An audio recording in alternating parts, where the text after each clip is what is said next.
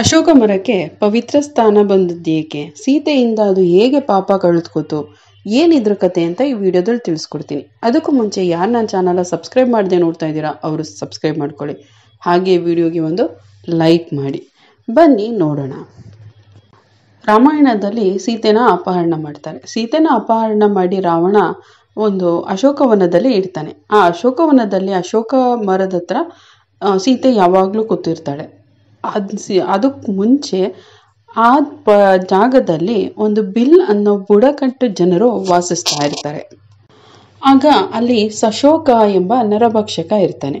ನಾನು ಮಧ್ಯ ಭಾರತದ ಕಾಡುಗಳಲ್ಲಿ ಸಂಚರಿಸಿ ಅಲ್ಲಿ ಹೋಗ ಬರೋ ಜನರನ್ನ ಕೊಂದು ಅವನು ಜೀವಿಸ್ತಾ ಇರ್ತಾನೆ.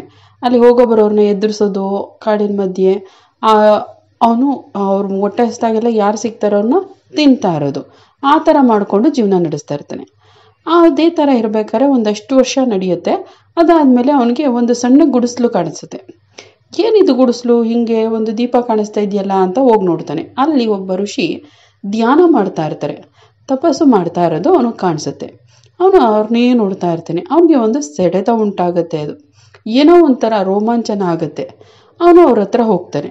ಅವ್ರ ಹತ್ರ ಹೋಗ್ಬಿಟ್ಟು ಅವ್ರನ್ನ ಕೇಳ್ತಾನೆ, ನೀವು ಇಷ್ಟು ಏನೂ ಅಲ್ಲಗಾಡದೆ ಏನೂ ಮಾತಾಡದೆ ಇಷ್ಟು ಶಾಂತವಾಗಿದ್ದೀರಲ್ಲ, ಹೇಗೆ? ನನಗೆ ಈ ರೀತಿ ಇರೋಕ್ಕಾಗಲ್ಲ. ನಾನು ಎಲ್ಲರೂ ಎದುರಿಸ್ಕೊಂಡು ನಾನು ಜನಗಳನ್ನ ತಿನ್ಕೊಂಡು ಉಣ್ಕೊಂಡು ಇರ್ತೀನಿ, ನೀವು ಈ ಥರ ಇರ್ತೀರಲ್ಲ, ಏಕೆ? ಅದು ಯಾವ ರೀತಿ? ನಾನು ಈ ರೀತಿ ಆಗಬೇಕು ಅಂದರೆ ನಾನು ಏನು ಮಾಡಬೇಕು ಅಂತ ಕೇಳ್ತಾನೆ.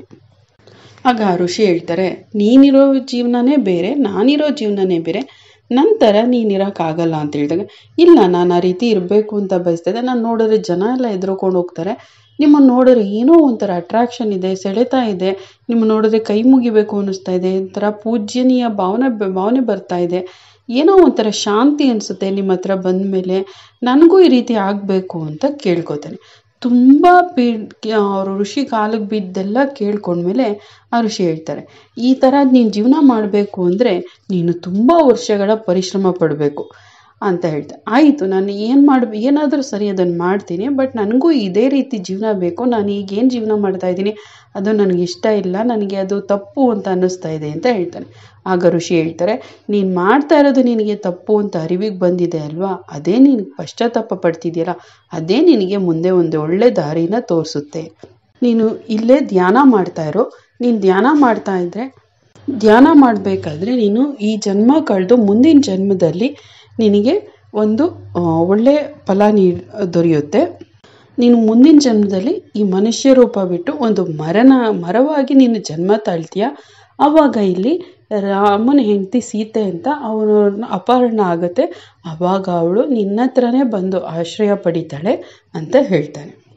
ಆಗ ರಾಕ್ಷಸ ಕೇಳ್ತಾನೆ, ನನಗೆ ಯಾವಾಗ ಮುಕ್ತಿ ಸಿಗುತ್ತೆ, ನನಗೆ ಯಾವಾಗ ಒಳ್ಳೇದಾಗತ್ತೆ ಅಂತ ಕೇಳಿದಾಗ ಋಷಿ ಹೇಳ್ತಾರೆ, ಅಲ್ಲಿ ಸುಮಾರು ವರ್ಷ ಆದಮೇಲೆ ಸೀತೆನ ಹುಡುಕೊಂಡು ಒಬ್ಬ ಹನುಮಂತ ಬರ್ತಾನೆ. ಅಂದರೆ ಕಪಿವಾನರಲ್ಲಿ ಶ್ರೇಷ್ಠವಾದ ಹನುಮಂತ ಅನ್ನೋ ಒಬ್ಬ ಬರ್ತಾನೆ.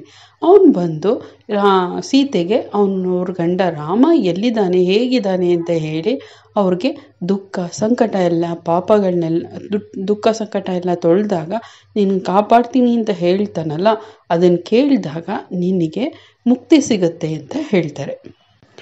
ನೀನು ಆವಾಗಲಿಂದ ಅಶೋಕ ಮರವಾಗಿ ಬೆಳಿ, ನೀನು ಸಶೋಕ ಆಗಿದೆಯಾ ರಾಕ್ಷಸನಾಗಿ, ನೀನು ಮರವಾಗಿ ಬಂದಾಗ ಅಶೋಕ ವೃಕ್ಷವಾಗಿ ನೀನು ಆಗು. ನಿನ್ನ ಹತ್ರ ಬಂದಾಗ ಮನುಷ್ಯರಿಗೆ ಸ್ವಲ್ಪ ನೆಮ್ಮದಿ ಸಿಗುತ್ತೆ, ದುಃಖ ದೂರ ಆಗೋ ಥರ ಆಗುತ್ತೆ ಅಂತ ಹೇಳ್ತಾರೆ.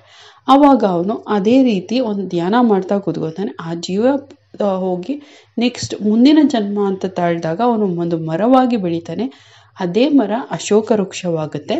ಅದೇ ಮರನ ಅವರು ಆಶೀರ್ವಾದ ಮಾಡಿದ್ರಿಂದ ಅದೇ ಮರದ ಕೆಳಗಡೆ ಸೀತೆ ಬಂದು ಕೂತ್ಕೊಂಡು ಮತ್ತೆ ಹನುಮಂತ ಬಂದು ಅವ್ರಿಗೆ ಒಂದು ಉಂಗುರನ ತೋರಿಸಿ, ನಾನು ರಾಮನ ಬಂಟ ಹನುಮಂತ, ನಾನು ನಿಮ್ಮನ್ನು ಕರೆದೋಗೋಕೆ ರಾಮ ಬರ್ತಾರೆ ಅಂತ ಹೇಳಿದಾಗ ಆ ಸಶೋಕ ಅನ್ನೋ ರಾಕ್ಷಸನ ಮುಕ್ತಿಯಾಗುತ್ತೆ, ಅವನಿಗೆ ಬಿಡುಗಡೆ ಆಗಿ ಅವನಿಗೆ ಒಳ್ಳೆ ಜೀವನ ಸಿಗತ್ತೆ ಅಂತ ಈ ಕಥೆಯಲ್ಲಿ ಹೇಳ್ತಾರೆ.